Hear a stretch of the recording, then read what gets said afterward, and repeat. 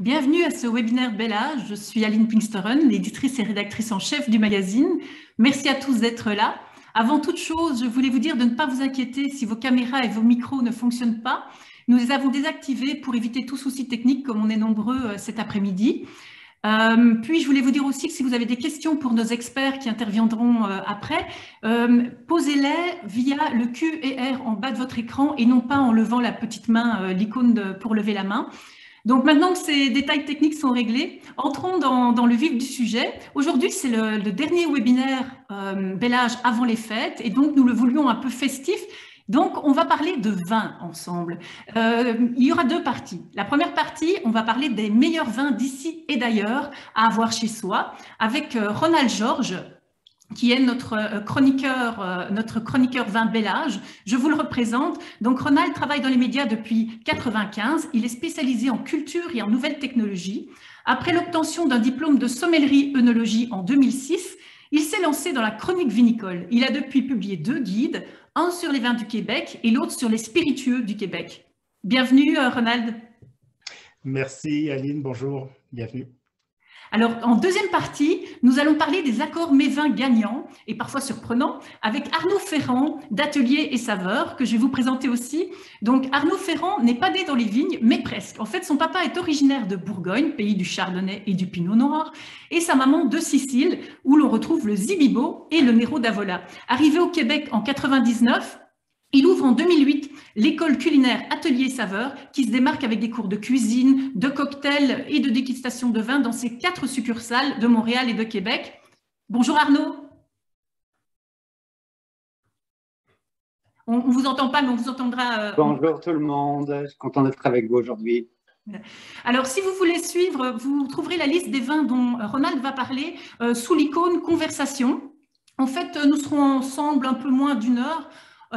Enfin, je voulais vous mentionner que ce webinaire est rendu possible grâce à la participation d'Artera, entreprise de production et de commercialisation de vins canadiens et importés, que nous remercions. D'ailleurs, je vais, avant de laisser la parole à Ronald, et comme c'est notre dernier webinaire de l'année, je vous propose, si vous avez du vin près de vous, de vous prendre un petit verre. Moi, je vais boire, attendez, je vais ouvrir justement du but, un des vins, donc c'est du Chardonnay Splendido, un des vins dont Ronald va parler. Je me sers un petit verre, faites de même. Et puis, Ronald, je vous laisse la parole. Merci. Ben oui, alors bienvenue. Merci d'être avec nous pour qu'on parle un peu de vin, des vins qu'on trouve un peu partout au Québec, surtout à la SAQ. Mais il y en a un que, étant donné qu'il est, à la SAQ, il y a un petit problème d'approvisionnement. Il y en a un, il y a une solution. Je vais vous en parler dans quelques minutes. Donc, on commence avec notre premier vin. C'est un vin qu'on trouve un peu partout au Québec, qui est en vente partout au Québec, d'une maison toscane qui a 140 ans, qui a été fondée en 1877. C'est le Ruffino Luminare delle Venezi 2020. Donc, c'est un Pinot Grigio, 100% Pinot Grigio. Pinot Grigio, vous l'avez peut-être deviné, c'est le petit frère du Pinot Gris d'Alsace. C'est le même cépage. Mais là, on n'est pas en Alsace, en France. On se trouve dans le nord de l'Italie, en Friaul-Vénétie julienne. Pinot Gris, Pinot Grigio, c'est un cépage qui aime bien ce qui est frais, bien un climat frais, plus au nord. Donc, ce vin-là, il est assez... Je vais goûter avec vous, tiens, pourquoi pas, si jamais vous en avez un verre.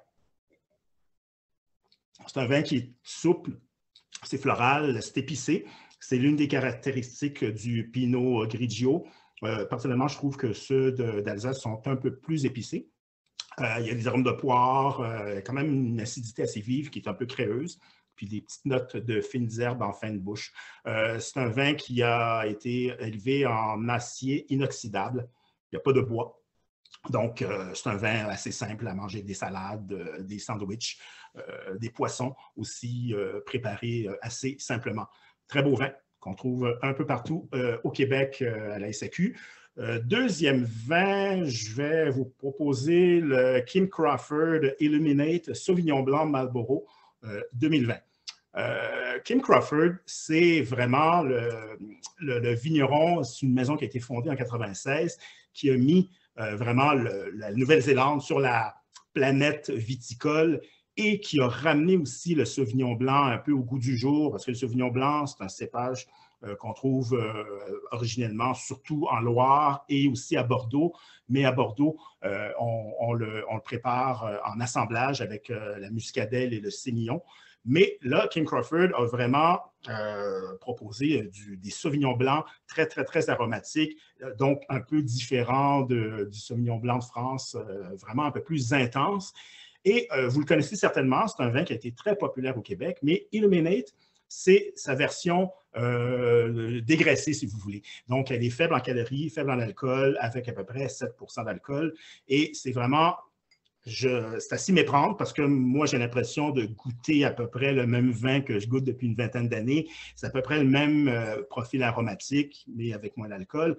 Donc, c'est assez vif, avec des arômes de petits pois, de pamplemousse frais, de citron, de lime, d'herbes fraîchement coupées, sauvignon blanc classique, Nouvelle-Zélande, donc très aromatique. Et c'est gagnant parce que c'est vraiment... moins aromatique pour ceux qui font attention à leur ligne. Troisième vin, ben, c'est le vin que Aline a, le verre qu'Aline a dans ses mains, c'est le Bus Splendido de Jessica Arnois, la sommelière québécoise. C'est la version qu'on trouve déjà, mais c'est une édition, une bouteille spécialement faite pour les fêtes. Donc, c'est un vin qu'on trouve dans l'épicerie. La semaine dernière, j'étais à mon dépanneur et je l'ai vu dans le frigo de mon dépanneur. Donc, s'il manque de vin à la SAQ, ben, vous avez une solution. Allez en épicerie, allez dans les dépanneurs, vous allez le trouver. C'est un vin des Pouilles. Les Pouilles, c'est quoi? C'est le talon de l'Italie. Et on est en assemblage de chardonnay et de fiano, surtout du chardonnay. Fiano, c'est un cépage typiquement italien du sud de l'Italie. Et une partie du chardonnay est élevée en fût de chêne, ce qui m'a un peu étonné parce qu'en bouche, je trouve que c'est vraiment bien intégré. Donc, c'est un vin qui est floral, les arômes de citron, une belle acidité, pomme jaune, il y a une belle amertume qui s'installe en milieu de bouche à peu près. Et étonnamment, c'est pas trop boisé. Le bois arrive en fin de bouche comme une caresse. Donc, ça m'a vraiment étonné. Et tant mieux pour les gens qui n'aiment pas les vins trop boisés. C'est un vin qui est assez gagnant pour ceux qui aiment plus de fraîcheur en bouche plutôt que le bois. On va passer au rouge avec un classique dans plusieurs sens, un classique au Québec, puis aussi un classique en Amérique du Nord, si on veut. C'est Robert Mondavi, le Cabernet Sauvignon Private Selection 2019 de la Central Coast. Cabernet Sauvignon, il faut comprendre, aux États-Unis, les lois viticoles permettent d'indiquer sur la bouteille le cépage qui est prédominant dans la bouteille. Donc, il y a un peu de Syrah, de Carignan, de Malbec, de petite Syrah et de verre d'eau parce que le Cabernet Sauvignon, c'est un cépage qui est très, très tannique, très agressif. Il faut l'assouplir avec d'autres cépages. Tout ça a été vieilli pendant 10 mois en fût de chêne américain et français. Donc, c'est un vignoble qui a été fondé en 1966 par Robert Mondavi à Napa. Et c'est l'un des personnages qui a fait connaître le vin aux États-Unis, puis peut-être même un peu aux Canadiens, et qui a mis la Californie sur la planète viticole en parlant vraiment de vins de tous les jours, de vins abordables. Bien sûr, vous allez retrouver en vente à la SAQ des cuvées plus prestigieuses avec le prix, bien sûr, qui vient avec, de Robert Mondavi. Mais c'est un vin qui est à peu près une vingtaine de dollars. On trouve des arômes de noix de coco, de vanille, de bois, de prune, de cassis intense, de cerise noire. C'est assez tannique, mais pas trop. Et on termine ça avec des arômes de café en fin de bouche. Donc, c'est un très beau vin qui est bien distribué aussi et qui va aller avec les viandes rôties, les viandes grillées en sauce. Donc, c'est un vin polyvalent. Vous pouvez même faire des sauces fruitées pour accompagner vos viandes, pour aller chercher des arômes de cassis assez intenses de ce vin-là. Le dessert, pourquoi pas? Regardez-moi cette couleur-là, pêche, presque orangée. C'est un honneur de parler. On n'en parle pas souvent, mais c'est un honneur de parler des vins de glace de Niagara. Ici, c'est l'Inniskillin, cépage Vidal de la péninsule du Niagara, 2018. J'imagine que vous connaissez le principe du vin de glace, c'est qu'on on récolte les raisins gelés, on les laisse geler sur les plants en décembre. Dans ce cas-ci, c'était à la mi-décembre, il faisait à peu près moins 10 degrés Celsius. Donc, le raisin se dessèche, se concentre, les sucres deviennent un peu plus complexes. Les vins de glace sont vendus dans des bouteilles plus petites, des formats plus petits parce qu'on a moins de jus et aussi c'est plus cher parce qu'il y a quand même une main-d'œuvre, il y a aussi des pertes de raisins importantes. Et donc, Niskanen existe à peu près depuis 40 ans à Niagara. C'est vraiment parmi les pionniers du vin de glace. Ce sont des vins qui sont reconnus sur la scène internationale et ce sont des vins de garde. Donc, on trouve en bouche des arômes de pêche, de sucre, mais ce qui est étonnant, c'est l'acidité qui survient tout de suite après l'entrée de pêche et de sucre. C'est très, très, très acide. Et ensuite, on goûte des arômes de confiture de mangue. Qu'est-ce qu'on boit? Qu'est-ce qu'on mange avec ça? On peut le prendre tout seul en fin de repas, ou bien, moi, j'aime bien le servir avec des fromages bleus. Étant donné avec des fromages bleus très salés, comme ça fait un peu contraste avec le fort taux de sucre du vin et le fromage salé. Sinon, avec des desserts, mais un peu moins sucrés, des tartes aux fruits, mais prenez des fruits très acides, mettez un peu moins de sucre pour contrebalancer le tout, parce que c'est quand même à peu près 270 grammes de sucre. Mais donc, on n'en boit pas souvent, mais ce sont des beaux cadeaux à offrir et ce sont des vins de longue garde. C'est 10, 15, 20, 30 ans sans problème dans votre cellier. N'hésitez pas si vous voulez l'offrir en cadeau ou garnir votre cellier. En terminant, je veux un petit mot, quelques minutes sur les températures de service. Je vous conseille, pour le temps des fêtes, de servir vos mousseux, vos blancs, vos rosés froids. Mettez-les au frigo au moins 2 heures de temps, ou bien, là, il fait froid dehors, servez-vous de votre balcon ou de vos fenêtres, et au moins 2 heures de temps, mais sortez-les 20 minutes avant le service. Oui, le blanc, rosé, mousseux, attendez un peu, réchauffez-le un peu quelques minutes.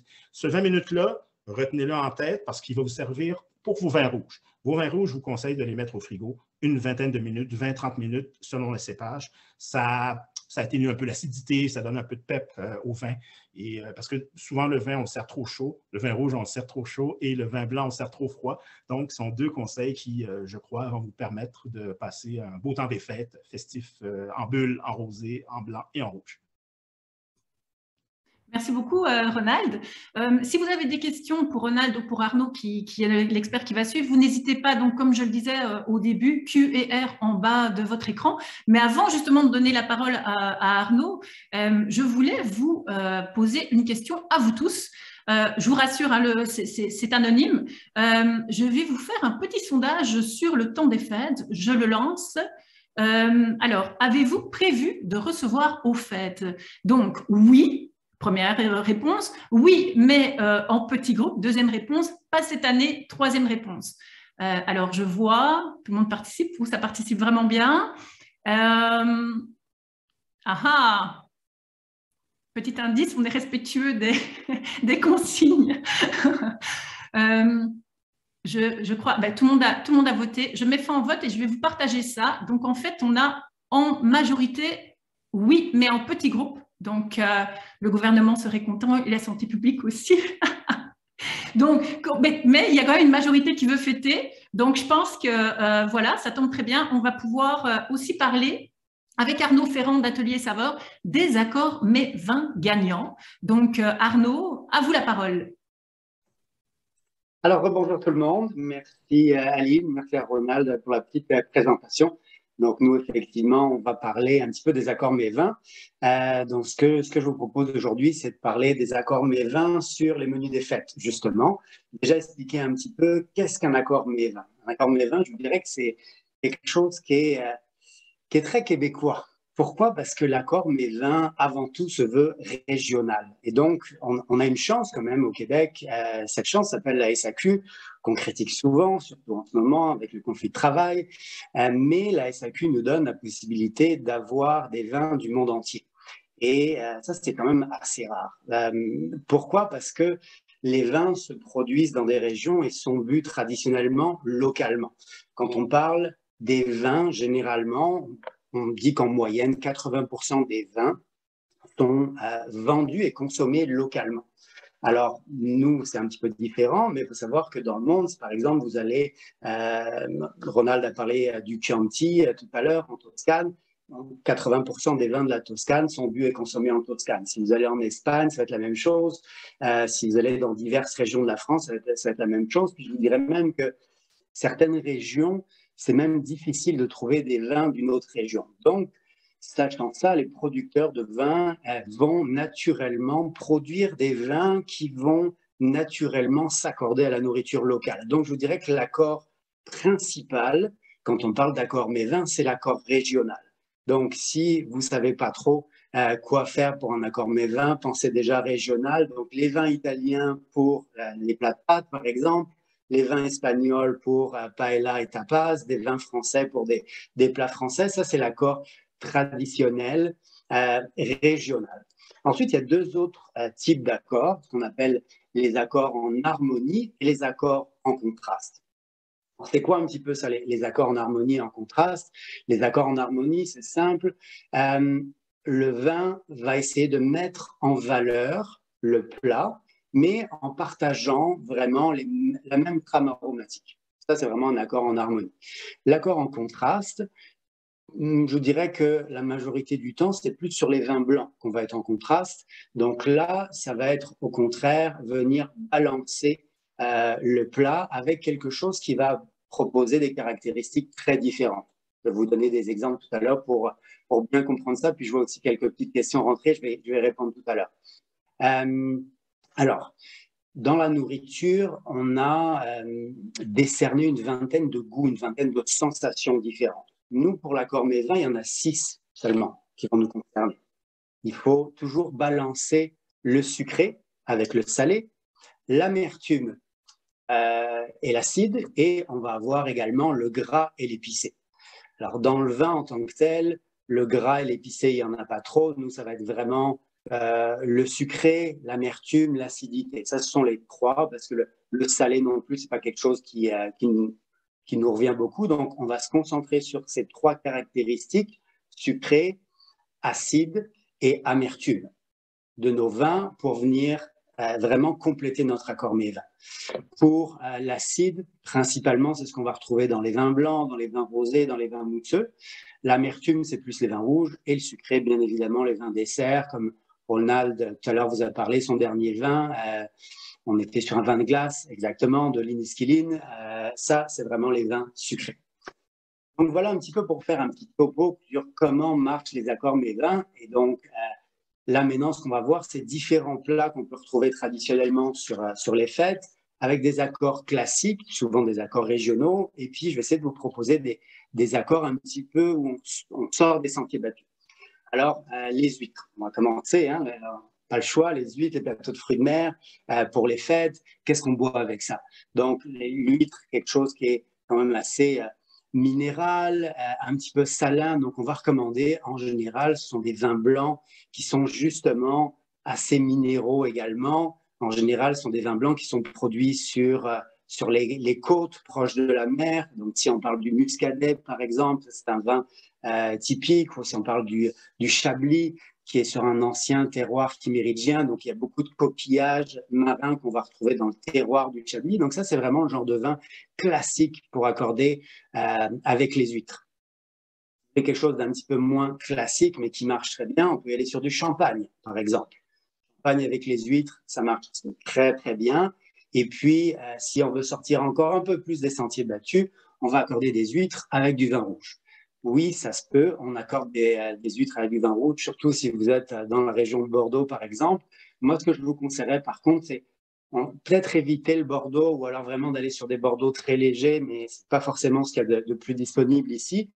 Mais ce qu'on pourrait faire, c'est y aller, par exemple, sur des vins de la Bourgogne ou des vins du Beaujolais, donc cépage Pinot Noir, cépage Gamay, qu'on va boire un petit peu frais. Donc, on va les passer au frigo quelques minutes pour les rafraîchir et pour venir aller chercher le côté plus léger des huîtres, le côté salin, ça peut être intéressant. Donc, pour les amateurs de vin rouge, pensez à des vins rouges très légers pour les huîtres et les plateaux de fruits mer. On va y aller maintenant avec la dinde, la fameuse dinde de Noël. On peut y aller aussi, bien sûr, sur de la volaille en général. Donc, si vous voulez faire du poulet plutôt que de la dinde, ça marche aussi. Alors, traditionnellement, qu'est-ce qu'on sert avec la dinde? Le chardonnay, c'est un vin un peu passe-partout avec la volaille. Également, les vins blancs de la Loire, à base de cépages comme le chenin, par exemple. Dans la Loire, vous en trouvez également en Afrique du Sud. Le chenin, c'est intéressant, c'est quand même assez confituré. Vous avez des arômes de poire, vous avez des arômes de coing, d'abricot. Donc ça, c'est assez intéressant avec la dinde. Mais ce qu'on pourrait essayer, par contre, pour les fêtes, c'est y aller avec un cépage rouge, mais quand même assez velouté. Donc, je vous propose de tester la dinde avec du merlot. Alors, le merlot, traditionnellement, vous allez en retrouver à Bordeaux, les appellations de la rive droite de Bordeaux. Si je vous dis Saint-Émilion, si je vous dis Pomerol, je suis sûr que vous connaissez. Ce sont des appellations qui sont principalement à base de merlot, mais on en retrouve un petit peu partout dans le monde. Ronald vous a présenté tout à l'heure un vin de la maison Mondavi. Mondavi aussi fait du merlot. Tout à l'heure, il vous a présenté le Cabernet Sauvignon, mais le merlot est un petit peu plus doux, un petit peu plus suave. Ça glisse un petit peu plus sur la langue, et donc je vous proposerai peut-être plus un merlot aujourd'hui avec la dinde. Ça peut être intéressant. J'ai eu une petite question tout à l'heure sur la tourtière. Alors, tourtière, cipaille, dépendamment où on se trouve au Québec. Alors, traditionnellement, qu'est-ce qu'on boit avec ça? Je dirais, souvent, ça va être des vins à partir du cépage Syrah, qu'on appelle également Shiraz, dépendamment où on se trouve dans le monde. Donc, en général, en Europe, on va plus parler de Syrah, alors que dans le Nouveau Monde, si on est, par exemple, en Australie ou en Californie, on va plus parler de Shiraz, mais c'est le même cépage, deux appellations différentes. L'appellation principale, je dirais, dans le monde, ça va être les Côtes-du-Rhône. Les Côtes-du-Rhône, c'est vraiment le berceau de la Syrah, c'est là où on va en retrouver énormément. Ce qui peut être intéressant, c'est justement de tester votre tourtière avec des vins du Nouveau Monde. Donc, dépendamment avec quelle sorte de viande vous l'apprêtez, dépendamment quelle épice également vous allez mettre. Donc, si par exemple vous mettez un petit peu plus de viande de porc, n'hésitez pas à y aller sur du chardonnay une fois de plus, mais un chardonnay Nouveau Monde. Donc, chardonnay Californie, chardonnay Amérique du Sud, donc l'Argentine par exemple, ou le Chili. Ça pourrait être intéressant, ou également du pinot noir qui est à la base peut-être un petit peu plus léger, mais ce qui peut être intéressant, c'est que si on va chercher du pinot noir du Nouveau Monde, on va avoir un côté épicé qui va être un petit peu plus présent. Donc, soit une fois de plus, un pinot noir du Canada, un pinot noir de l'Oregon ou de Washington State aux États-Unis. Si on y va avec un pinot noir de la Nouvelle-Zélande, on va avoir un côté assez intéressant, épicé, qui peut être un petit peu hors des sentiers battus pour notre cipaille. On peut faire aussi, si on veut aller encore plus loin, on pourrait essayer avec du scotch. Scotch, Écosse, ça c'est intéressant, surtout si votre farce, par exemple, c'est François Chartier, vous connaissez François Chartier, lui, il fait sa tourtière avec des petits morceaux d'abricots séchés, fait tremper dans du scotch. Donc, une journée avant de faire votre tourtière, des petits morceaux d'abricots séchés avec un petit peu de scotch, ça peut être du whisky bien évidemment. Vous laissez mariner ça ensemble et puis quand vous faites cuire votre tourtière, vous mettez ça à l'intérieur et vous pouvez très bien à ce moment-là avoir le petit côté tourbé du scotch en accord. Ça, c'est vraiment un petit accord à essayer. On va parler de quoi maintenant? Le jambon à l'érable, le fameux jambon à l'érable. Traditionnellement, je vous dirais, qu'est-ce qui est sympa avec le jambon à l'érable? Même chose, on pourrait rester sur le Côte-du-Rhône. Les vins espagnols aussi, le côté un peu érable. Je trouve que ça va bien avec les vins espagnols, surtout de la Rioja. Pourquoi? Parce que les vins espagnols sont traditionnellement des vins qui sont très boisés, un peu comme les vins de la Californie. Et donc, le côté boisé, je trouve, avec le côté érable, ça, c'est un accord assez classique. Si on veut partir vraiment sur quelque chose de complètement loufoque, moi, je vous propose d'essayer votre jambon à l'érable cette année avec un produit qui n'est pas tout à fait un vin, même si ça se rapproche quand même au niveau de la technique, c'est du saké. Donc, on va au Japon, mais pas n'importe quel saké, vous allez demander à votre conseiller de la SAQ un saké nigori. C'est quoi le nigori? C'est un saké qui n'est pas transparent, c'est un saké qui est blanc. Nigori veut dire nuageux, trouble. Vous allez voir, c'est un saké qui ressemble à du lait. C'est un petit peu plus sucré, ça se boit froid. Par contre, le nigori, c'est pas un saké qui se boit chaud, ça se boit froid. Ça, c'est très, très intéressant comme accord avec le jambon à l'érable. Donc, pour les fêtes, si vous voulez surprendre un petit peu vos convives. Le saumon ou autre poisson en général. Bon, mais comme on dit en général, c'est les vins rouges avec les viandes rouges, les vins blancs avec les viandes blanches ou les poissons. Donc, c'est sûr que l'accord classique sur du poisson, surtout si vous êtes avec un poisson à chair un petit peu grasse comme le saumon, la truite, le thon, les choses comme ça. Sûr que le chardonnay, ça c'est classique, vous ne pouvez pas vous tromper. Après, si vous n'êtes pas amateur vraiment de vin blanc, ben, l'option c'est toujours les vins rouges légers. On en a parlé tout à l'heure, Pinot Noir, le Gamay qu'on retrouve traditionnellement dans le Beaujolais. Mais on en fait d'excellents au Canada, on en retrouve maintenant un petit peu au Québec, on en retrouve à Niagara aussi. Tout à l'heure, Ronald vous présentait un vin du Niagara. Vous avez d'excellents Gamay, Pinot Noir également à Niagara. Donc, c'est intéressant quand même d'encourager les vins canadiens, les vins locaux. Qu'est-ce qu'on pourrait parler? Raclette, fondue, typique des fêtes. Qu'est-ce qu'on boit? Raclette, fondue. Ben, l'accord régional, l'accord classique, on va rester sur les vins de Savoie. Les vins suisses sont des vins blancs qui sont quand même assez gras, qui vont mettre en valeur un petit peu le fromage. Qu'est-ce qui pourrait être sympa? On pourrait aller sur un vin peut-être pour surprendre, des vins beaucoup plus minéraux, beaucoup plus légers. Si vous connaissez le muscadet qui est, on va dire, complètement à l'ouest de la France, proche de la Loire, qu'on associe typiquement avec des huîtres. Très intéressant de tester un muscadet sur fondue raclette, mais ce qui pourrait être encore plus intéressant, c'est un petit mousseux. Alors, le roi des mousseux, bien évidemment, c'est le champagne, mais on fait également des vins mousseux qui sont très intéressants au Québec. Nouveau-Brunswick aussi, vous avez un domaine qui est très intéressant, Nouveau-Brunswick, qui fait d'excellents vins. C'est au bord de la mer, on va retrouver le côté un peu justement salin. C'est vraiment de très, très beaux produits, aussi bien au Québec qu'au Nouveau-Brunswick. C'est des produits facilement que vous pouvez retrouver à la SAQ. Donc, moi, je vous conseille, si vous faites des plats à base de fromage, fondue, raclette, peut-être essayer ça. Qu'est-ce qu'on pourrait dire d'autre? Foie gras. Hein, foie gras. Ronald, tout à l'heure, vous a présenté un vin de glace. Je dirais que ça, c'est un accord un petit peu classique avec le foie gras, comme le Sauterne, le Montbazillac. C'est pas tout le monde qui aime ça. Pourquoi? Parce que quand vous faites du foie gras avec un vin comme ça qui est très sucré, souvent le foie gras, surtout si c'est en terrine, ça va être au début du repas, et les vins sucrés, c'est lourd quand même. Donc, c'est pas tout le monde qui va apprécier ce genre de vin comme ça, sucré dès le début du repas. Alors, ce que vous pouvez essayer, c'est mettre un petit peu de sel, un petit peu de poivre sur votre foie gras et essayer ça avec un Cabernet Sauvignon. Et ça avec des vins de Bordeaux. Tout à l'heure, je vous ai parlé plus Merlot. On était à Pomerol, Saint-Émilion. Là, on va y aller ce qu'on appelle le Médoc. Donc, rive gauche, principalement Cabernet Sauvignon. Ou alors, le vin que vous a présenté Ronald tout à l'heure, Cabernet Sauvignon Mondavi. Essayez ça avec un foie gras, avec un petit peu de fleur de sel, un petit peu de poivre concassé. Ça, c'est vraiment génial aussi comme accord. Puis, c'est vraiment très, très inattendu. On va terminer avec les desserts.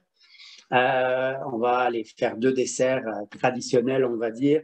La bûche. Alors, la bûche, bien évidemment, même chose. Hein, le Sauterne est toujours un vin qui est très intéressant pour les bûches. Si vous avez une bûche au chocolat, ben, vous avez le Porto qui est assez classique. Et on peut sortir un petit peu justement des sentiers battus là-dessus. Puis, avec la fameuse bûche de Noël, pourquoi pas essayer un vin qui s'appelle le Poiré. Vous avez même du Poiré de glace. Donc, c'est un petit peu l'équivalent du cidre, mais au lieu d'être fait à partir de pommes, c'est fait à partir de poires. Donc, vous avez du Poiré et du Poiré de glace qui sont faits au Québec. Il n'y en a pas énormément, mais il y en a quand même. Donc, ça peut être très intéressant. Champagne rosé également, ça pourrait être très intéressant pour notre bûche. Pourquoi pas maintenant parler du panettone. Vous connaissez sans doute le panettone, c'est de plus en plus à la mode ici au Québec. C'est ce gros gâteau qui est traditionnel en Italie.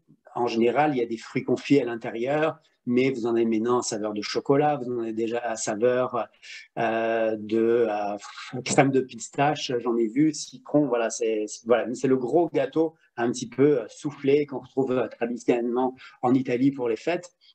Alors, en Italie, l'accord avec le panettone, c'est quoi? Ce sont des vins à base de muscat, qu'on appelle le Moscato en Italie. Alors, soit vous l'avez en version pétillante, comme le Moscato d'Asti, par exemple. Donc là, on est complètement au nord de l'Italie, dans le Piémont. Un vin légèrement sucré, légèrement pétillant. Ça n'a rien à voir avec le champagne. Hein, c'est vraiment une bulle très fine, légèrement sucrée. Donc ça, c'est vraiment un accord traditionnel. Vous avez les autres vins muscat traditionnels qu'on va retrouver en Italie, comme dans le sud de l'Italie, en Sicile, par exemple, le Moscato di Pantelleria, qui est un vin qu'on appelle passito, des raisins qui sont séchés au soleil. Ça, c'est assez classique pour le panettone. Si on veut sortir un petit peu des sentiers battus, alors à ce moment-là, on va essayer ça avec du Xérès, donc un vin espagnol. Ça peut être très intéressant. Vous pouvez essayer ça aussi avec Cognac, Armagnac, qui sont des eaux de vie françaises, ou alors vous pouvez même essayer avec un Châteauneuf-du-Pape ou un Barolo, donc vin du Piémont, vin rouge quand même assez rond, qu'on va boire très légèrement rafraîchi. Ça pourrait être aussi très intéressant comme accord pour notre panettone italien. Donc voilà, ça fait le tour un petit peu pour nos accords mets vins des fêtes. J'espère que vous avez apprécié tout ça. Puis je pense que maintenant, Aline, on va pouvoir passer à la période des questions. J'imagine qu'il va en avoir quelques-unes. Oui, merci Arnaud, merci beaucoup. Oui, on a beaucoup de questions. Donc Ronald a déjà répondu à certaines questions directes, mais je vais les reposer parce que tout le monde ne voit pas les questions. Mais je vous dirais qu'il y a peut-être juste un point de détail, mais on a vraiment beaucoup de questions, donc je pense qu'on va essayer de faire le maximum. Je vais essayer de rester sur les questions les plus générales, mais il y en avait quand même une. Vous avez parlé d'accords, Arnaud, avec la raclette. Est-ce que vous conseillez les mêmes accords avec les fondus au fromage? C'est une question de Monique. Oui, absolument. Oui, raclette, fondue, je dirais que c'est assez classique. Là. Vin blanc de Savoie ou vin de Suisse, par exemple, vin du Jura, ça va être vraiment les accords assez classiques là-dessus, effectivement. Peu importe que ça soit raclette ou fondue, on est sur des fromages qui sont cuits, qui sont quand même assez gras. Donc, soit on y va avec l'accord en harmonie, ces vins, comme je vous ai dit, là, des Alpes qui vont être sur la même trame aromatique, ou alors on y va sur un accord contraste, qui est un vin beaucoup plus acide pour venir couper le côté gras du fromage à ce moment-là. Donc, vin blanc beaucoup plus acide. C'est ça. Richard avait posé cette question par rapport à la raclette, et puis là, Ronald avait ajouté à ce que vous disiez aussi le chenin blanc, donc une autre suggestion. Je rappelle à tout le monde, parce que Jocelyne avait posé la question, je rappelle à tout le monde que les noms des vins dont Ronald a parlé au début se trouvent dans votre icône discutée. Si jamais vous voulez les voir. Alors, il y avait une question plus générale que je trouve intéressante aussi. Quel vin choisir en apéro avec différentes grignotines? Donc là, Ronald, Arnaud, allez-y. Ronald, voilà le micro. Oui. Ben, grignotine, au Québec, on pense surtout à des chips. Moi, j'aime beaucoup servir des mousseux et même, pourquoi pas, du champagne, oui, si vous avez les moyens. Parce que c'est les bulles festives, le sucre aussi qu'il y a dans le champagne, ça coupe quand même le gras des chips. Donc, j'aime bien servir un mousseux. Sinon, quelque chose d'assez léger, un vin, tiens, pourquoi pas un vin du Québec, un jeune Céval, Vidal. Servir pas trop froid. Ça peut vraiment faire l'affaire. C'est assez polyvalent aussi comme vin avec des belles acidités pour réveiller les papilles. On a une autre question. Vous me faites signe qui répond, puis vous intervenez l'un après l'autre, vous faites comme vous voulez, hein, on se voit. Donc, il y a une question de Louisa qui demande si, bon, on sait le repas de Noël, hein, c'est un repas spécial, on s'entend. Oui, et donc, Louisa demande non seulement est-ce que c'est mieux à ce moment-là de servir des vins plutôt légers tout au long du repas pour ne pas assommer tout le monde, ou alors de faire vin blanc, puis vin rouge, puis vin de glace. Enfin, globalement, c'est est-ce qu'on va vin léger all the way? Et deuxième question, combien de vins différents on peut servir?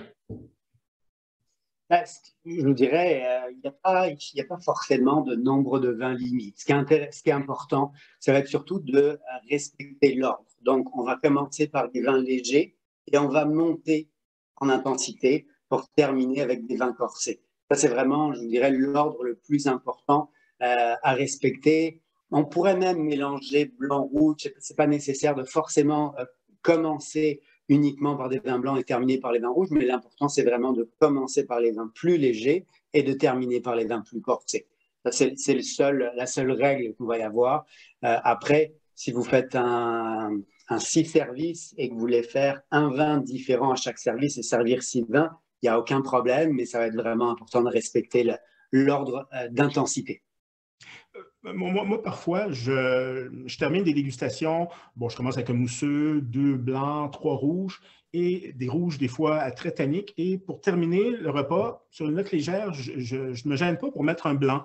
Un blanc, des fois un blanc allemand un peu sucré, très acide, ou bien même, peut-être, pourquoi pas un mousseux pour que les gens repartent à la maison avec un peu de légèreté en bouche. Essayez ça, c'est gagnant. Ronald, c'est peut-être pour vous aussi, il y a Pierre qui nous pose la question de quelle serait la température idéale pour un cellier de vin blanc et un cellier de vin rouge? Je dirais entre 12 degrés à peu près, 12, 13, 14 degrés à peu près pour les deux couleurs. Enfin, on a aussi, donc, oui, ça, Ronald, vous avez posé, c'est une question que Sophie nous avait posée. Vous aviez déjà un petit peu répondu, mais je pense qu'on peut y aller pour tout le monde parce que c'est pertinent. Comment savoir quoi choisir pour faire plaisir à tout le monde au fait? Moi, c'est une question que je me pose toujours. Comment on peut faire plaisir quand on va être 20 hein, légalement. Donc, comment bien choisir ces vins pour faire plaisir à tout le monde? C'est une bonne question. Bon, il y a les deux vins polyvalents, en blanc, en rouge, Chardonnay, Cabernet Sauvignon. Sinon, pour faire plaisir à tout le monde, demandez à la personne qui vous reçoit ou si vous recevez, peut-être s'aligner aussi sur les plats qui seront servis. Donc, parce que souvent, il y a des vins qu'on aime un peu moins, mais quand on fait l'accord avec les plats, souvent, ça marche et on peut réussir, on peut être séduit par ce vin-là qu'on aime un peu moins, étant donné qu'il y a un bel accord qui a été fait. Je vois aussi, je vous dis déjà aussi, il y a eu certaines questions qui ont été répondues, mais je vais donner ces conseils-là à tout le monde parce que je crois qu'on avait des questions plus précises, mais je vous le dis en vrac comme ça. Donc, en fait, Arnaud avait répondu par rapport à la tourtière, mais il y avait Louis qui avait demandé aussi par rapport au cipaille qui a 4 sortes de viande, porc, poulet, porc et venaison. Est-ce que ça changeait? Et donc, Arnaud a conseillé du Cahors ou du Châteauneuf du Pape, comme ça tout le monde sait. Et puis, il y a Diane qui avait une question précise aussi sur le canard rôti avec une sauce un peu sucrée. Puis Arnaud a répondu qu'on accorde toujours avec la sauce, donc on prend un vin un peu sucré. Ça, c'était pour les questions un peu plus en bref. Il y avait une autre question, Arnaud, peut-être que comme vous avez répondu, mais ça peut... qu'est-ce qu'on sert? Qu'est-ce que vous suggérez avec de la viande d'agneau? Avec l'agneau, j'aime bien aller chercher des vins un petit peu épicés. Donc, alors on a parlé Syrah, Shiraz. Je dirais qu'une des caractéristiques principales de ces cépages-là, c'est le côté justement un peu épicé. Donc, moi, j'aime beaucoup y aller avec Syrah.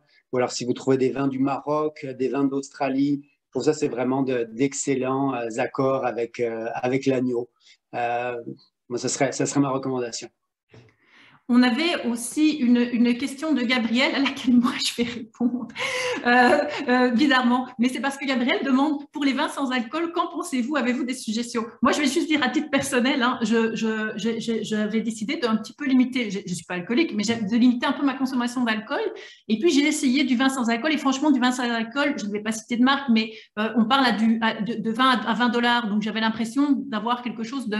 eh bien moi jusqu'à présent, je vous mets au défi Ronald et Arnaud, si vous avez des idées, mais moi, jusqu'à présent, dans les vins sans alcool, j'ai l'impression de boire du jus de raisin. J'ai vraiment été très déçue. Donc, Gabriel, si vous trouvez quelque chose, vous nous écrivez chez Bellage. Ouais, non, moi aussi, je suis désolé, mais j'avoue que sur les vins sans alcool, les spiritueux sans alcool, je trouve qu'il y a des produits très intéressants comme les gins, par exemple, qui sont très à la mode. Vous avez des gins sans alcool qui sont excellents. Vous avez des mous de pommes qui sont intéressants. Ce qui peut être aussi intéressant qu'on arrive à trouver, c'est quand même assez rare, mais ce sont des jus de raisin. mais qui sont faits à partir de cépages qu'on utilise traditionnellement pour faire du vin. Donc, vous avez des jus de chardonnay, des jus de gamay, des jus de pinot noir. Si vous allez, par exemple, si vous êtes sur Montréal, je sais que la fromagerie Hamel en ont. Puis ça, c'est quand même assez intéressant. Ça pourrait être une bonne option qu'effectivement les vins désalcoolisés. Pareil, j'en ai goûté quelques-uns. On essaie toujours d'en avoir dans nos écoles, mais malheureusement, j'ai pas trouvé de produit très intéressant au niveau des vins sans alcool, désalcoolisés, c'est ça, comparativement aux bières ou aux spiritueux, où là, effectivement, il y a quand même des beaux produits. Oui, c'était d'ailleurs, je pense que Ronald avait répondu à Gabriel en disant que les spiritueux, est exactement la même chose que vous, hein, donc spiritueux et bière, oui, mais vin, on attend le… Voilà. Ronald, peut-être la question de Francine, donc pouvez-vous suggérer des chardonnays aromatiques et ronds? Oui, ben, ça dépend des budgets. C'est sûr que les chardonnays américains, australiens vont être un peu plus aromatiques et ronds que les Français, mais il y a certaines appellations en Bourgogne, mais qui sont coûteuses, qui sont très, très aromatiques et assez boisées, assez ronds. On parle de Meursault, Montrachet, mais il faut sortir un peu plus de billets verts de son portefeuille pour ces appellations-là, bourguignonnes et très prestigieuses. On a une autre question. J'ai peur d'acheter des bulles trop sucrées. Comment bien les sélectionner? Sur le site de la SAQ, sur les fiches techniques, on trouve le taux de sucre. Donc, limitez-vous peut-être à une vingtaine de grammes au sucre, de sucre par litre. Ce sera un vin assez brut. Sinon, ce sera un peu trop sucré avec votre goût. Il y a aussi certains mousseux, certains champagnes qui sont à 0 dosage, donc à moins de 5 grammes, 4 grammes de sucre au litre. Donc, c'est très, très, très sec. Donc, peut-être vous diriger vers ces bouteilles-là.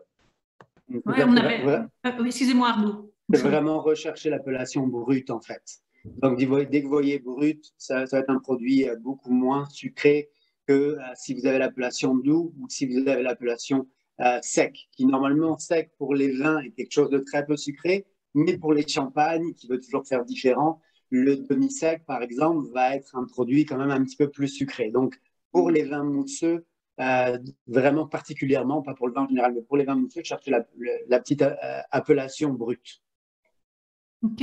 On avait Cécile qui nous parlait, donc, qui serait intéressée à connaître des vins du Nouveau-Brunswick et de la Nouvelle-Écosse. Puis il y avait Pascal aussi qui nous disait que les vins de la péninsule du Niagara gagnaient à être connus. Je suis bien d'accord. J'ai découvert ça, notamment, je ne veux pas faire de la pub, mais grâce à Artera. Mais je trouve, oui, effectivement, je pense que cette année, ça serait vraiment bien d'aller vers des vins d'ici. Et puis, la péninsule du Niagara, je recommande aussi, même si je ne suis pas experte. Mais écoutez, je pense qu'on a un peu fait le tour des questions.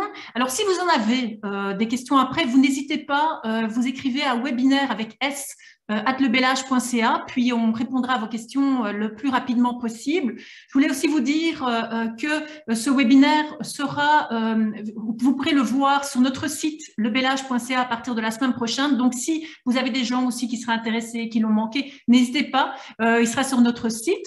Puis, un grand merci à tous d'avoir été là. Merci à Ronald et merci à Arnaud encore. Et puis, je pense qu'on peut le dire, joyeuses fêtes à tous. Merci.